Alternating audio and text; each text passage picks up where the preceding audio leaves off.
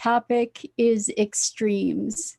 And this is particularly as it pertains to the way we view circumstances and choices in life, like all or nothing, in or out, that kind of idea. And we get to look at how we can find greater ease that relieves some of the pressure and the paralysis brought on by these kinds of polarities.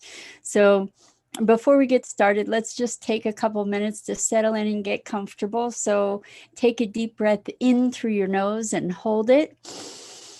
And imagine clean, crisp oxygen flowing into your lungs, nourishing your cells, flowing through your bloodstream and enlivening all the organs of your body. And as you exhale, exhale any stress or tension.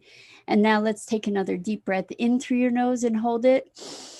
This time, imagine brilliant, bright light lighting you up, electrifying, energizing, and brightening every part of your being and body and beyond into the world. And as you exhale, exhale any remaining stress, any remaining tension. And now let's just gently press our palms together, really softly rub your fingers against your palms and feel how delicious that is to have that sensation if you put your attention on it.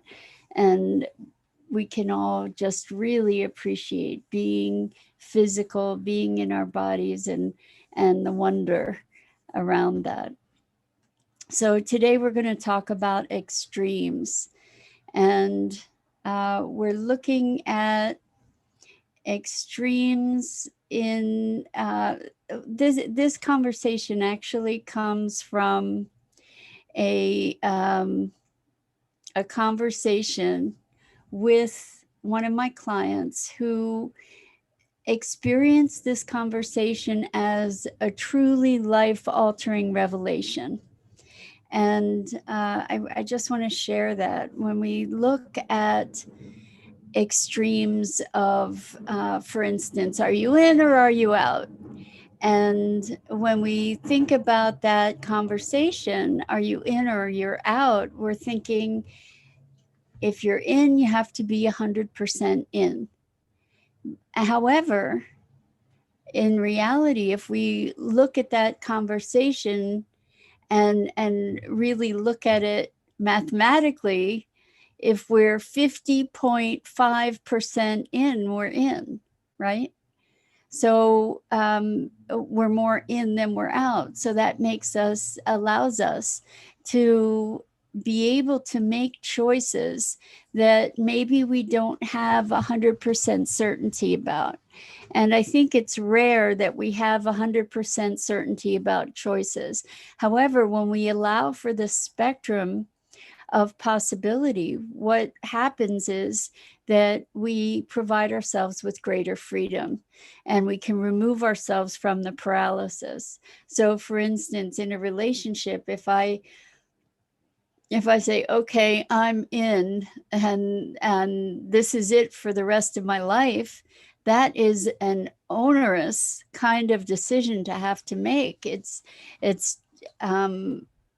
probably a decision that makes it impossible to make that commitment, right? So we can say, in this moment, I am in, and my intention is to be in as long as I can be in, as long as I am in. And when we think about relationship and marriage, marriage, when we make a commitment till death do us part. And the thing is that people grow and people change and circumstances occur. And is it reasonable? Is it fair to make that commitment till death do us part with the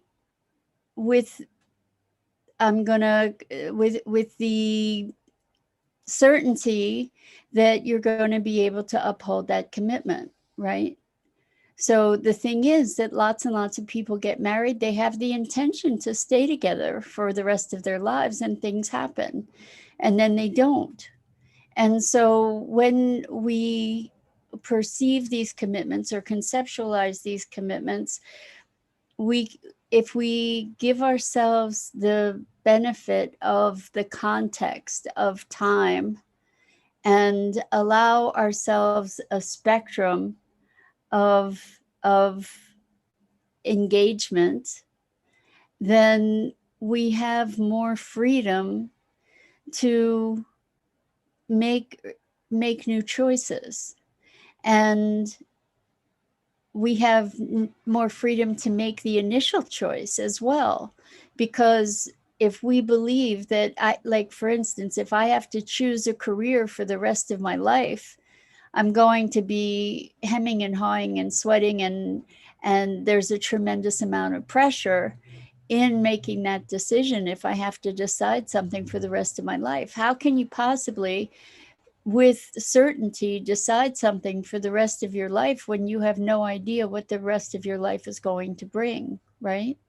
So if I can say, I'm going to do this, follow this career path for now, and this is something that I am moved and inspired to do, then we get to explore more fully, right? And I'm not using this spectrum of commitment to avoid commitment. I'm actually having a look at it to be able to embark on commitment, and that commitment being an exploration, being an engagement with something or someone, and to be attuned to the fact that life evolves and we have lots of things that are unexpected in life. Now, anyone who has been divorced, I don't imagine has done that easily because of that initial commitment, right? It means something, or you wouldn't make that commitment. And it is a decision that many people end up making. Thank you, Andrea. I appreciate that. Welcome. It's great to have you here. So what the specifics in this conversation with this person had to do with a relationship, and they're realizing that they had set up, not only in this one context, but in many contexts in their life, they had set up these polarities, these extremes. Like it has to be, I'm all in and this is it, and this is going to be the relationship for the rest of my life, or it's not the relationship for me. And so it's kind of like looking for the person that is perfect, and rather than getting to know the person that you're getting to know and be involved with. So, I think it's really interesting how recognizing that it's not on or off, black or white, in or out, 100% in or 100% out. It doesn't work like that. It's more on a spectrum, and recognizing that it's kind of like these scales, right? If one scale is weighing more heavily than the other, then, to whatever degree, then that's a definitive it's definitive feedback, right? So if you feel like you're 75% in, it gives you the opportunity to explore, right? You're in, and to say, okay, well, I'm here and I'm exploring, and I don't know if this is forever, but we get to explore it together. Same thing with a career or a job. So I have also had conversations with clients about employment, and There are lots of things about the job that they like, and yet overall, hello and good morning, Tammy. Welcome, welcome. Around this job, they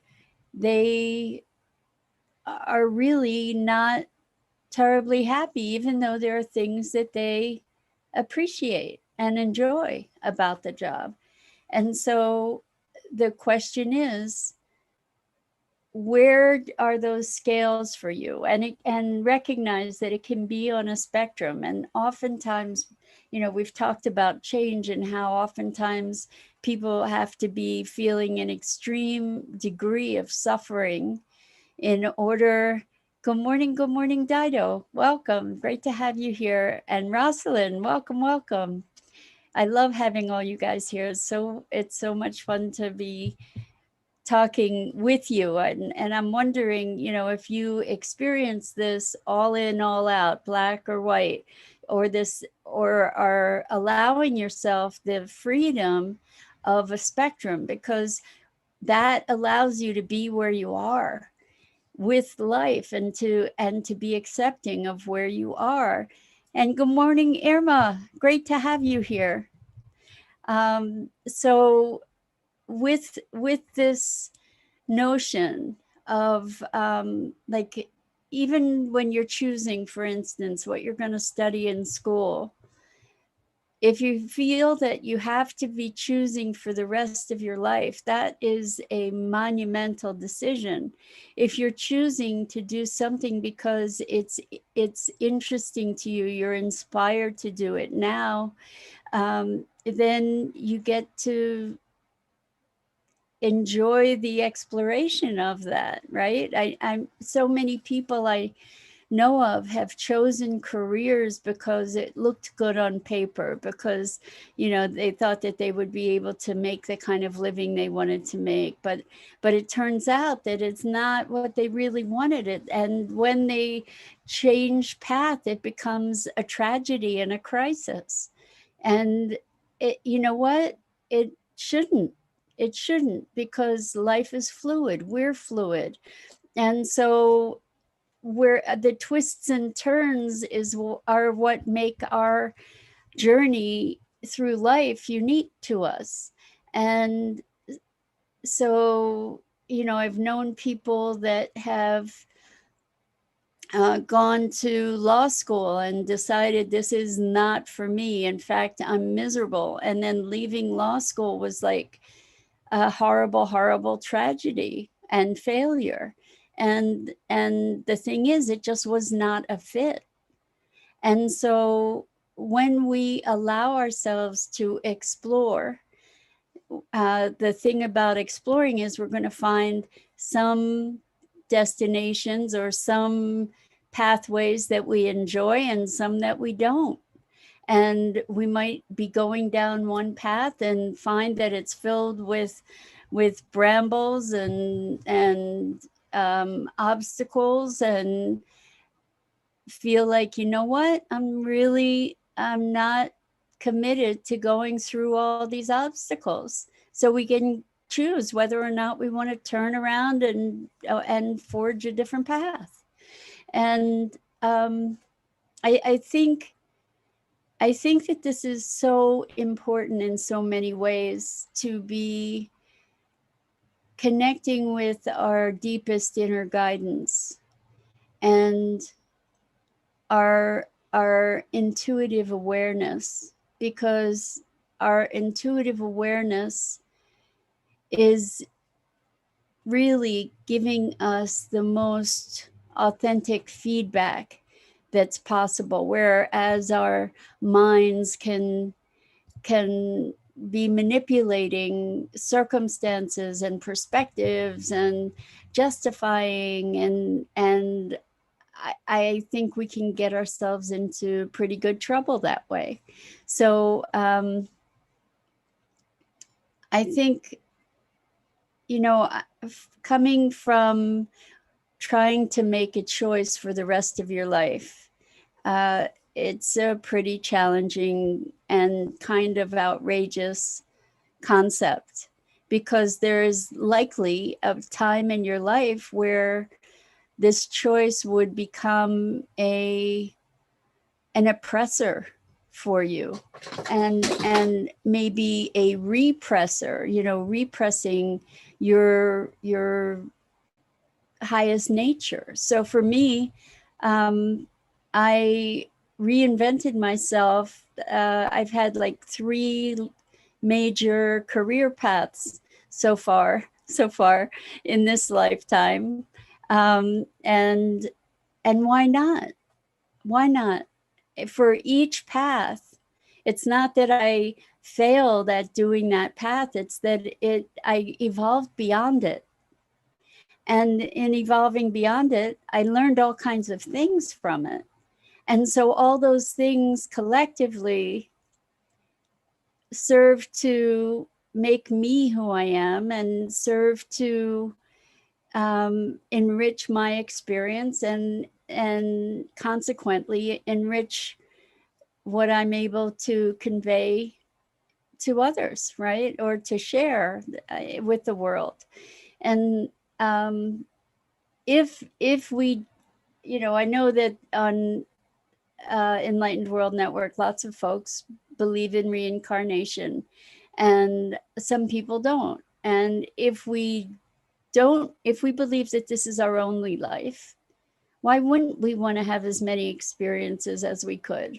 Why would we want to just sort of put ourselves into this narrow box?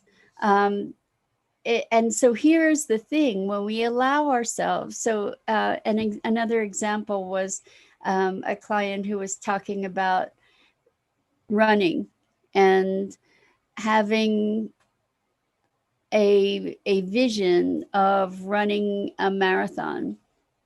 And so they were in the process of doing their runs, and there would be a point in the run where they just got really tired and they felt like they could stop and just couldn't go any further. And they played a game with themselves, and that was, well, I will, instead of making this long distant goal that I know I don't have the strength to get to right now, I'll just run 2 more blocks and then see how I am.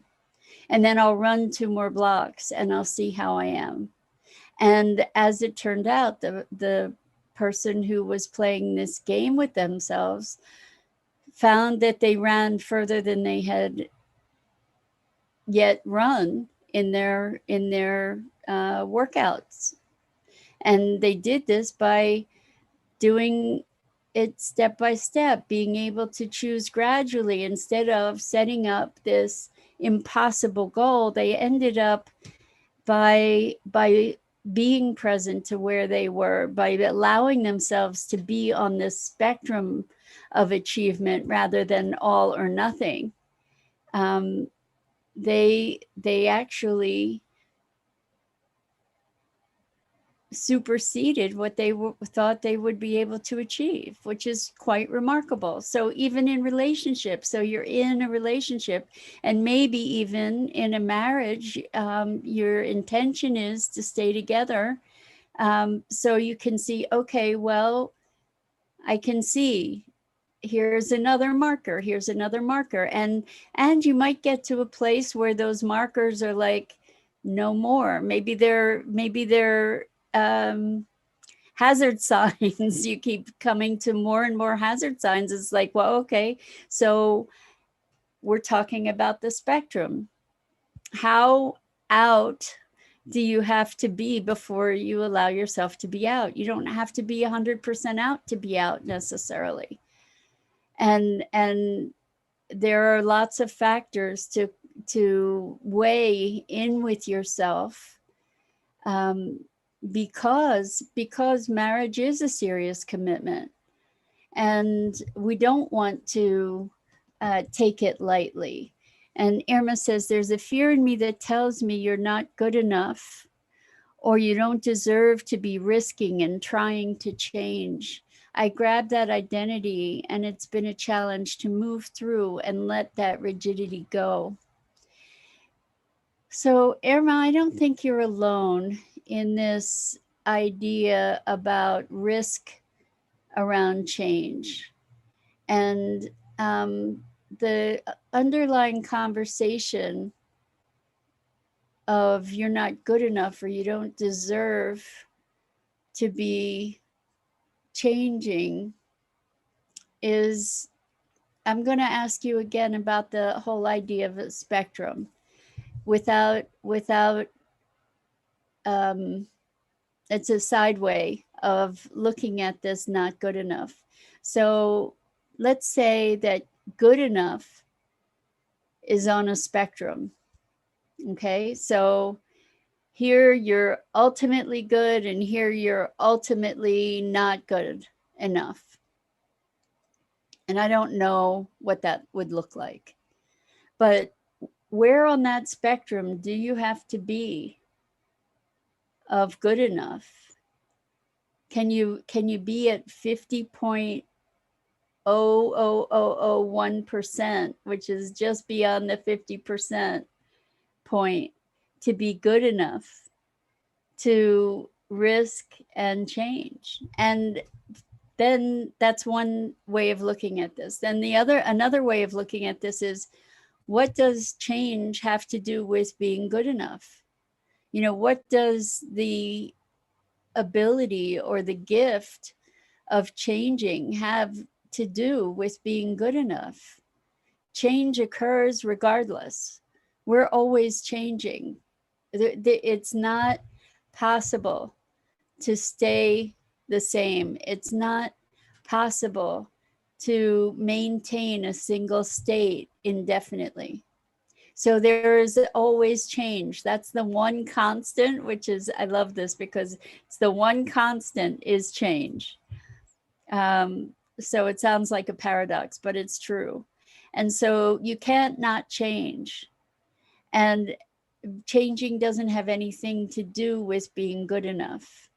So I'm thinking that there might be something else, is maybe the fear is that of what that change would bring. Maybe the change, maybe there's a fear of the unknown.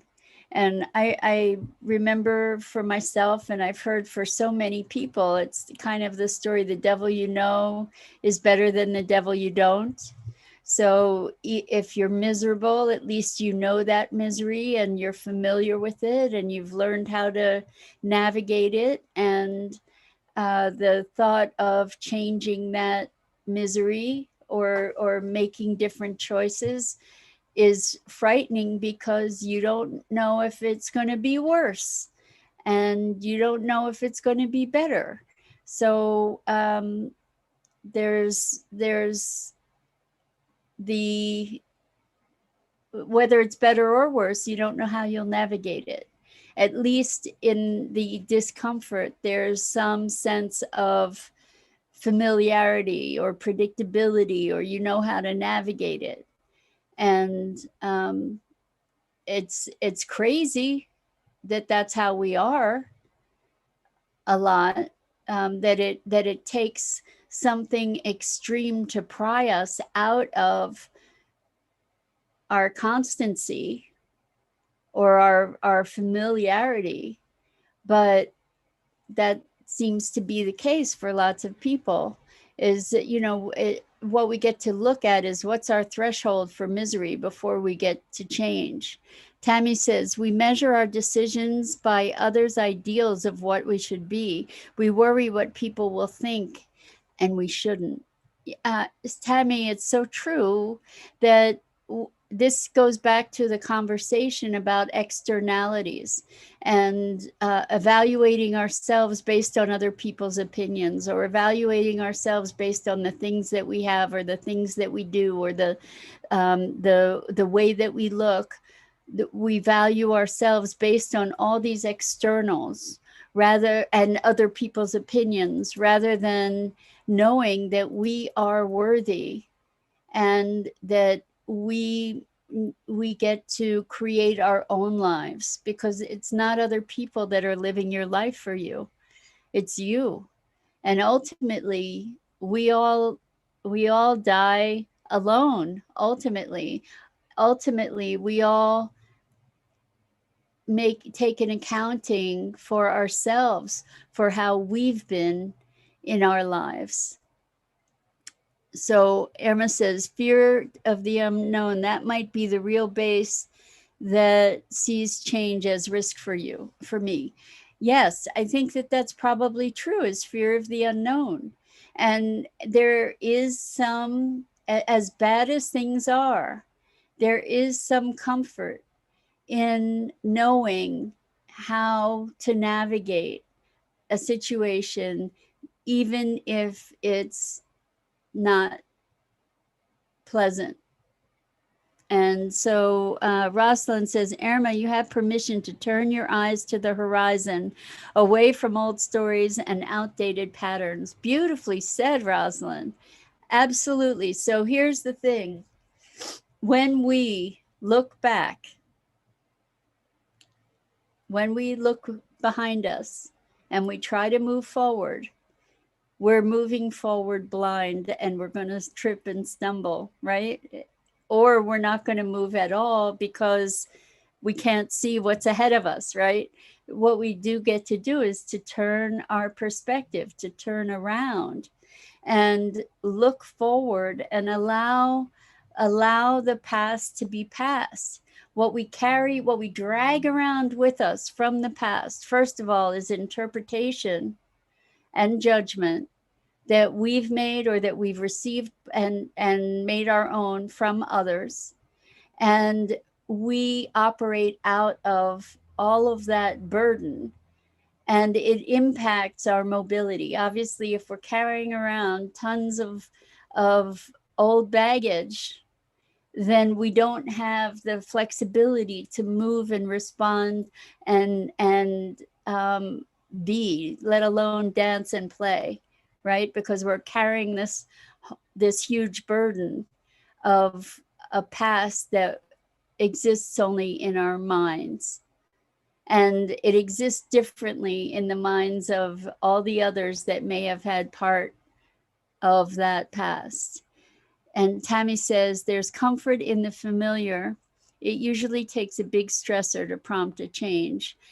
And then says, you'll never see the sunshine ahead if you're always looking behind you.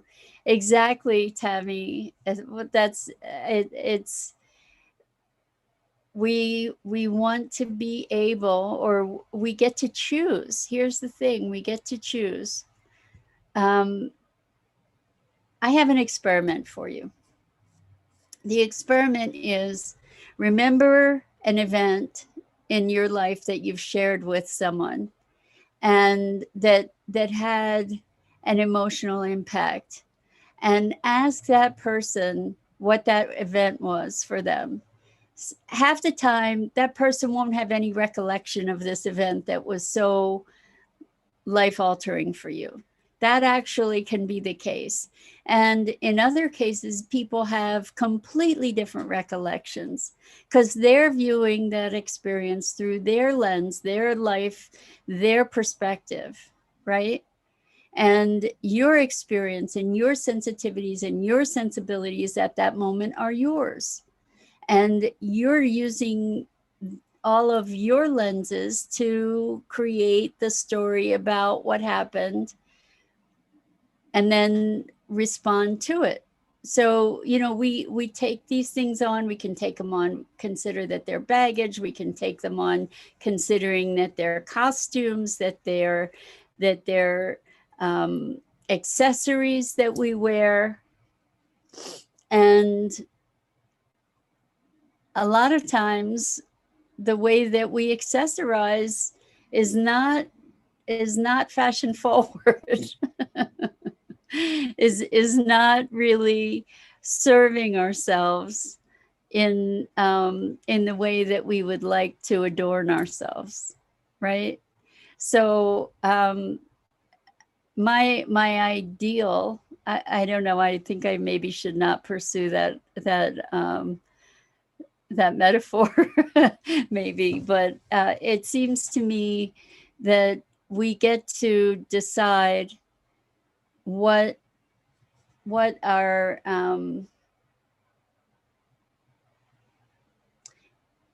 we want, ultimately what we're looking to do is to be able to be responsive, right? And with all the baggage, with all these limiting perspectives and thought structures that we use, we often keep ourselves constrained into not being able to make a decision. So this conversation really kind of goes to perfectionism, which is, it's either all or nothing. I either have to be a superstar at this or I'm not going to do it at all. And if I am doing it and I'm not a superstar, then I'm a failure, which is crazy talk. It's just crazy talk. So here it's like, I'm going to do this because I am inspired to do it, not because I have to do it to win anybody's approval, not because I need to be famous from it, not because I need to get rich from it. I'm going to do this because I am moved and inspired to do it. And that gives yourself the allowance of being on this spectrum without having to get to a point of desperation or extreme in order to make choices that are life affirming for you. You don't, hopefully, what we want to do is we want to get away from the extreme sort of thinking that requires us to burn the house down before we go to find a new place to live. You get it? Because that's what happens. It happens with our health. It happens with our heart. It happens in so many different ways where like with health, if you're tired, if you're overwhelmed, if you're feeling overworked, if you don't take time out, your body will. Your body will. You will create a circumstance that gives you an answer to the extreme. Okay, so rather than having to get all in or all out, to be so overwhelmed and overworked that you can't function, and then you have a breakdown, and then you take months to recover rather than taking a day and staying in bed, for instance, even if you're not sick.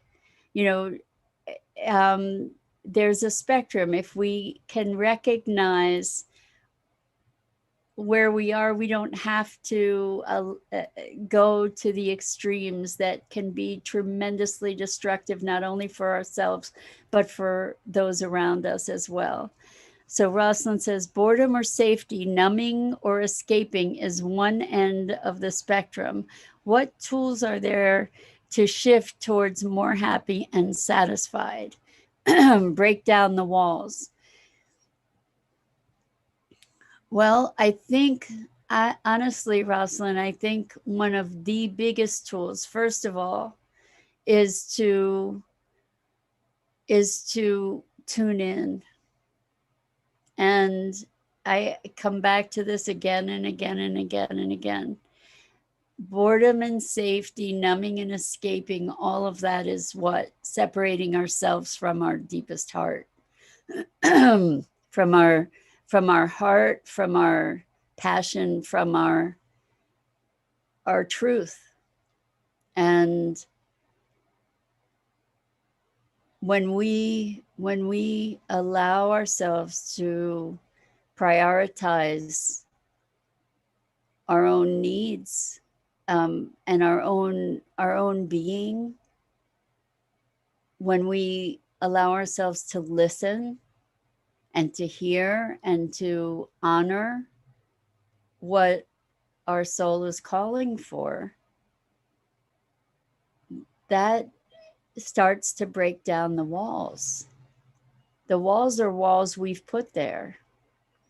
And we've put them there maybe because of the fear of making change, maybe because of the fear of the unknown. So certainly ways to get in touch with ourselves, meditation, of course, allowing yourself to listen to what you want. And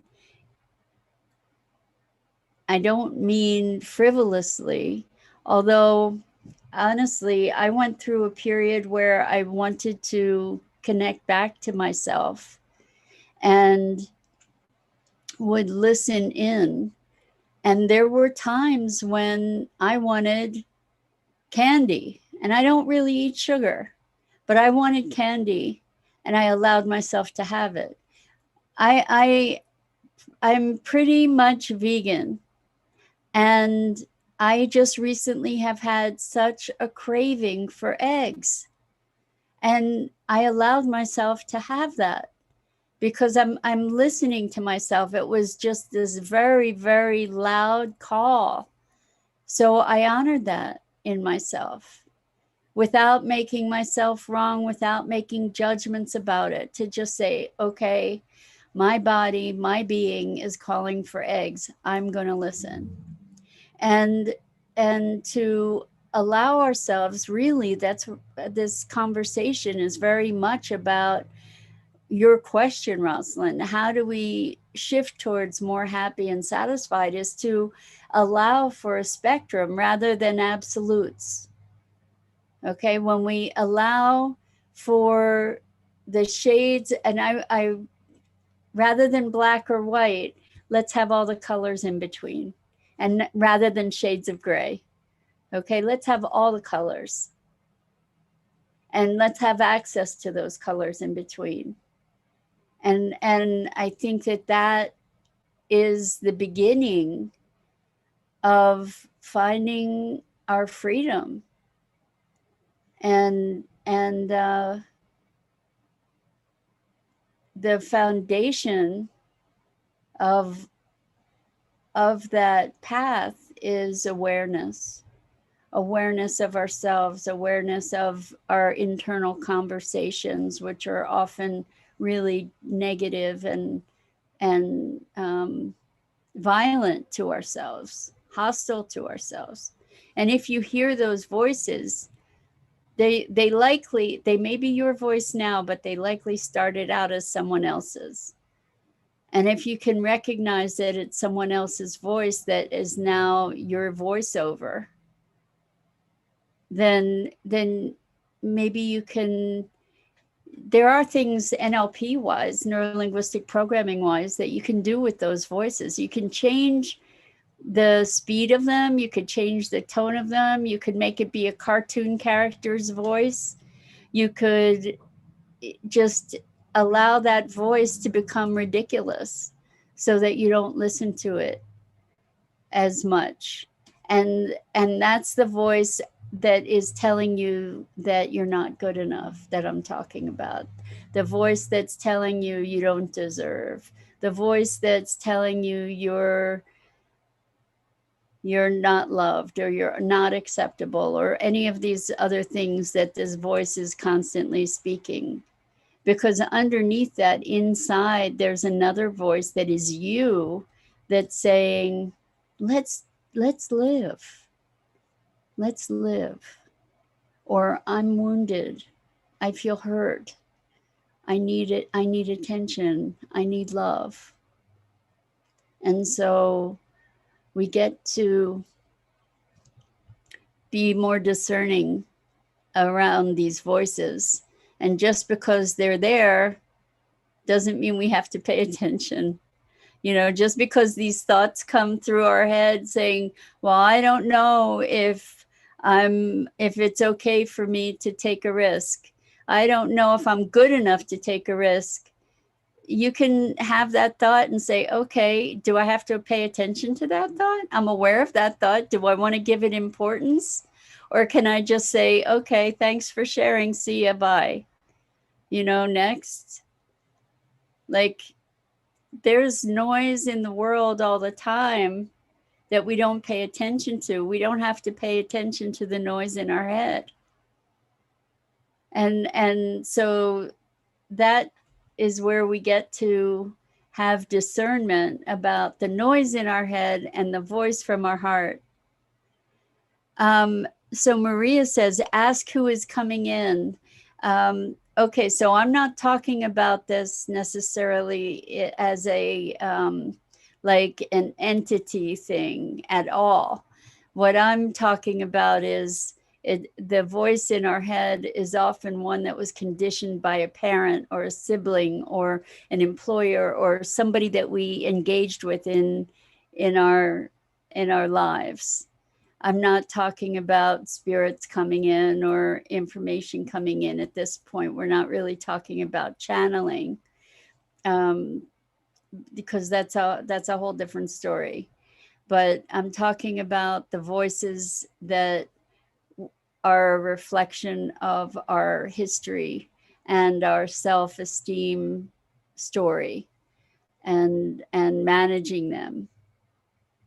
So really just, is that, who is that, where did I hear that? Did I hear that growing up from my mother? Did I hear it from my father? Was it a cousin? Was it a schoolmate? Was it teachers? Whose voice is that is giving that I've co-opted that message that was a negative message that taught me that I wasn't okay? That's really what I'm talking about. The voice of judgment, because we judge ourselves because we're taught to. And what I noticed was, growing up, I was in this environment of so much judgment. When I went away to college, I wasn't there with my family, but all that judgment was because I had internalized it. And that's the voices that I'm talking about. So I think that's it for this morning. So the message is, rather than these extremes of all in, all out, on, off, black, white, let's create a spectrum. Let's create a spectrum. And Maria says, but could be a human assumption that we trusted and we accept. So I'm thinking, Maria, I may be wrong, but I'm thinking that maybe you're saying that there's a general, like a cultural assumption that we believed, or a religious assumption that we believed. And that's true. What we get to do is bring these to light, bring these assumptions to light, so that we can then have conscious and deliberate choice around them. And so anyway, I want to thank you so much for being with me and for engaging with these questions for yourselves, because I think that there's so much available to us as we broaden our own awareness of our dynamics. So Andrea says, thank you. I hate when your time ends. So good. Oh my gosh, Andrea, you just made my day. Thank you. Thank you. Because sometimes I just feel like I'm babbling. So I am to hear you say that, or to see you say that, it just makes my heart sing. So thank you. And Rosalind says, will do. Tune into self to allow more pleasure as a guide, freedom to live the life you want now. Do not bring others into this story. Beautiful. On that, and Dido, lots of love to all of you, and such gratitude. And I'm Mira Rubin. This is the Core Connection. I'm here every weekday morning on the Enlightened World Network Facebook page. I go live at 9 a.m. Eastern. Please check out the other awesome programming on Enlightened World Network, and be gentle with yourselves. Allow yourselves all the colors rather than just black and white. And just imagine what beautiful, beautiful art we can create.